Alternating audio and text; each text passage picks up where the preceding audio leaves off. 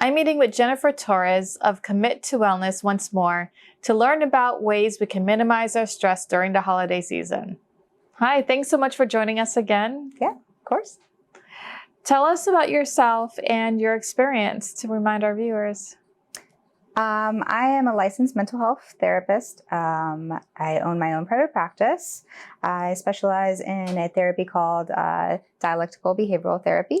I also teach yoga, teach a lot of mindfulness.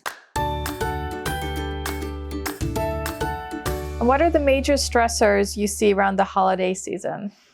Couple come to mind for sure. Definitely finances. I think there is a pressure to spend more money than you can afford during holidays, whether it's for the kids or your family members or travel. So I do see a lot of people kind of overextending themselves, and that causes a lot of stress.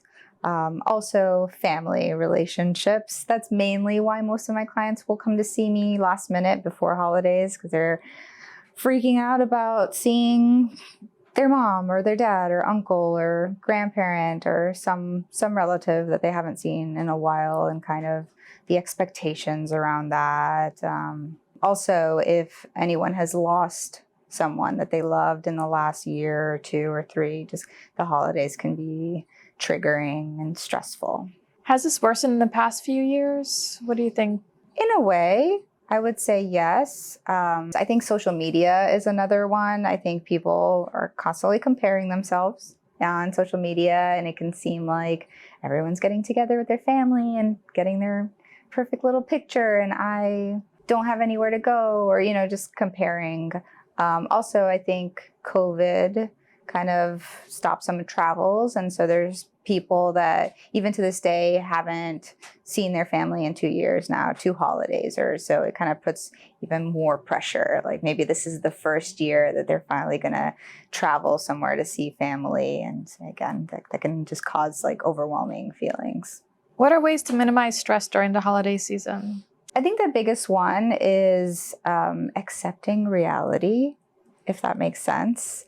I guess I'll explain a little bit. If your family is high conflict, or, depending what your family environment is, kind of setting yourself up to go into the environment as it is. So if last year there was a lot of fighting and conflict and hurt feelings, going into it kind of hoping that it's a little bit better, but also accepting that maybe there's going to be some conflict, maybe there is going to be some feelings, and preparing yourself for that versus being kind of in this fantasy, like, yes, the last 5 years have been a mess, but this year it's going to be perfect, and everyone's going to tell me all the things I've always wanted them to say. And, I think that sets up for a lot of disappointment and sadness. So coping ahead is something that I teach my clients, of kind of like imagining themselves in the situation beforehand, imagining maybe the possible triggers and how they'll handle it, and even writing it down. Like, if so-and-so says this to me, like they usually do every year, this is how I'm going to respond. Also having good boundaries for yourself, knowing your limitations. Yes, I can do that. No, I can't do that. And being okay with that. When should someone consider seeking professional help? Well, you're asking me. So I would say always. No. I do have, and maybe some people don't think about this, but especially around the holidays, I'll get some people that come in just for one session, and I never see them again. They just want to talk. I think that having an objective person that's not emotionally invested in you or your family, or to listen to you about whatever it is that's stressing you out, is always helpful. So I think it's just levels, as far as to answer that question. Like, if you feel like you need to talk to somebody, you should talk to someone. Now, whether that's one session or a year's worth of session, that's where the difference is, as in regards to like how much is this issue affecting your life and your well-being and your mental health. So you talked about the gift purchasing and finances being a stressor. Mm-hmm. How do you deal if you're in a marriage and you both can't decide on how much money is spent on gifts?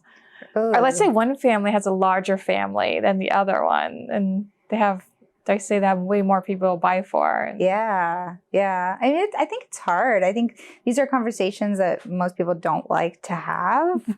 Money's always a touchy subject. As far as a spouse, like with anything, I think compromise is the key, and communicating. Because maybe it's something you don't usually like, you just go and buy things and the other person's like, what are you doing? So just kind of being on the same page and trying to compromise. And then as far as the families go, I mean, like I said, don't overextend yourself. I'm sure that your family would understand. I think the expectations and the pressure is usually, from what I've seen, comes from the person themselves. The family is not like, ooh, they better get a gift for every single one of our 10 kids or else they're bad people. Like usually that's not what they're thinking, but that's what maybe the person is like, oh, if I don't do this, then I'm going to look bad. I've had conversations with like my own cousins, like, hey, would you rather me do this or this? Because this is my budget. So, and they're like, hey, the kids have so many toys, like, don't even worry about that. Like what we need is this. And so that's, I communicate and just ahead of time because I'm like, I don't want to stress myself out and get all these toys when like they're not even going to use it. So that's my suggestion, if that's the level of communication you have. Okay. And what about being invited to all these holiday events, or your kid's school, let's say, wanting you to do all these things? Mm-hmm. How do you say no? Ooh, that's a question. It should be a book. I mean, one, boundaries. Having your own boundaries, being honest with yourself. Like I said, I think a lot of people, money, time, all this stuff, want to overextend because they don't, they want to do all the things, but acknowledging you're one person and you have limits. So maybe prioritizing what's most important to you and then saying no. I mean, the simple answer is by saying no. Mm-hmm. But I think the more complex answer is by justifying within yourself that it's okay. I think that's usually where the fear of no comes from, because there's a sense of guilt or obligation. So again, this is one of those times where maybe it is helpful to go speak to someone and process with them, because maybe they can help you work through the feelings of guilt that you have. A lot of times they're irrational and it's okay. I think they're going to be mad at me if I say no. And a lot of times that's not the case. So, and just learning how to communicate it, like, hey, like I would love to come, but I've already said yes to all these other things and I just can't. I have too much on my plate. Like, it's okay to say that. Mm-hmm. You mentioned about being around loved ones and expecting probably their behavior to be the same and how to cope with it. What if you have a family member who's really toxic? How do you, or should you probably stay away from them around the holidays?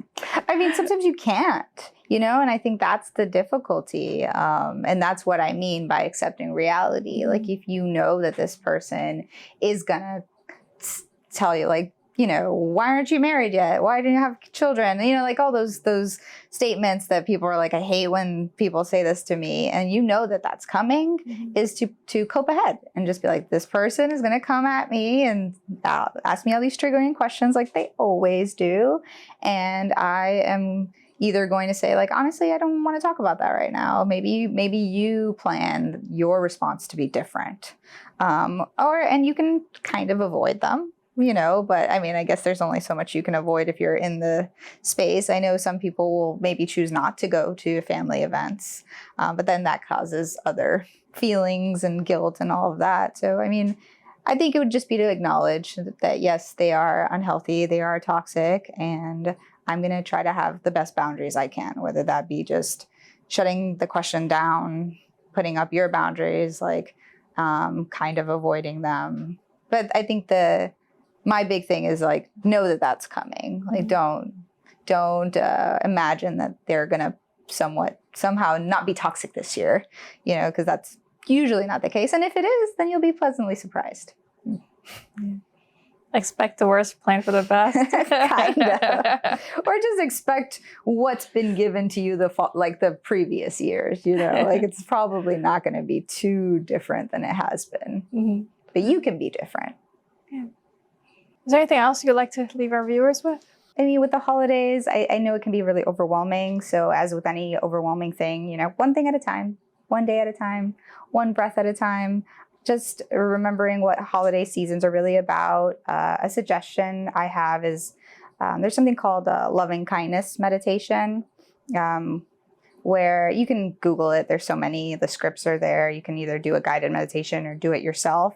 But the gist of it is kind of like, may I be happy, may I be healthy, may I be safe. And then you spread it to like, you, may you be happy, may you be healthy, may you be safe. Like everyone, and then my neighbors, and even like that uncle I hate, may he be happy, may he be healthy, and just kind of preparing yourself maybe a couple days in advance before your family gathering or whatever it is, and just putting that kind of like positive, loving energy in yourself and out there. So maybe you'll be a little bit more prepared to deal with any conflicts. And yeah, it's supposed to be about spending time with loved ones and having a good time, not about overspending or proving something or whatever it is, putting on a show. Yeah. Well, thank you so much for joining us. It's really been a pleasure. Yeah, no problem. Happy holidays. If you're enjoying this show, please subscribe to our channel and follow our Instagram, Facebook, and Twitter accounts.